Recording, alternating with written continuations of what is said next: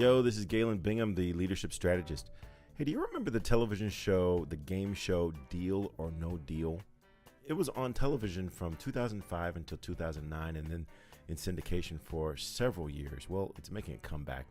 It was actually one of my favorite game shows. I don't watch a lot of television, but when I would come into the room and saw that Deal or No Deal was on, it would always seem to capture my attention and keep my imagination for a lot longer than I would expect.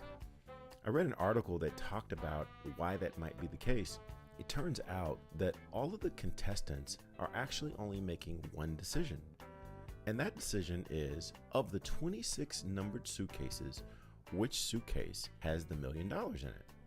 And then the rest of the show is Howie Mandel, the banker, all of these models, and the audience trying to get the contestant to second guess himself, to sell his briefcase for some amount of money far less than $1 million. And as I normally do, I started thinking about how that's a great metaphor for life and a great metaphor for leadership in particular. In life, if you're having any success, it's because you've decided that this is how you win this race, win this game of life. You've based it on personal values that you've accumulated over your lifetime from a variety of places, and you've determined this is how the world works, and this is how I'm going to win this game. And then based upon that, everything else is trying to then convince you to change what you believe to be true. There's always going to be someone that's going to suggest, hey, there's a faster way to achieve success, that if you compromise your values just this one time, it could lead to a great short-term payday.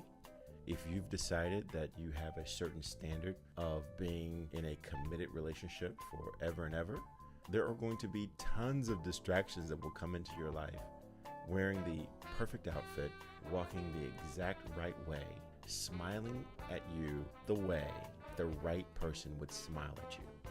They're trying to get you to sell your briefcase.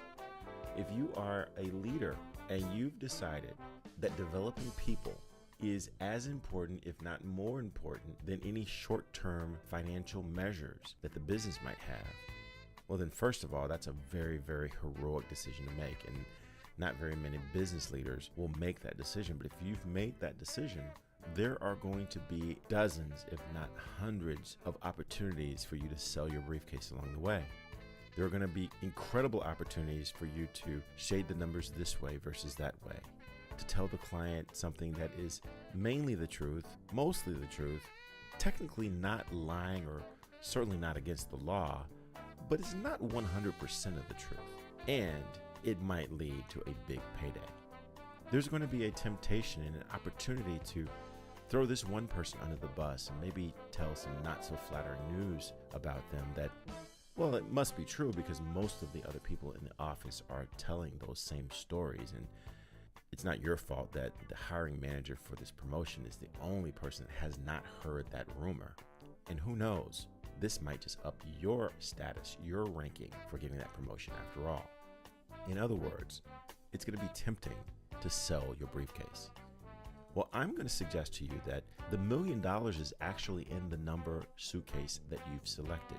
How terrible is it to go through all of this agony of selecting a number, go through the entire show, warding off all of these distractions, only to sell your suitcase for $500, $1,000, to find out ultimately that the briefcase that you selected, the number that you chose, the number that matched your grandmother's birthday, was the suitcase that had the $1 million, and you sold out for something less. Don't sell your briefcase. Don't sell out. This is Galen Bingham, the Leadership Strategist.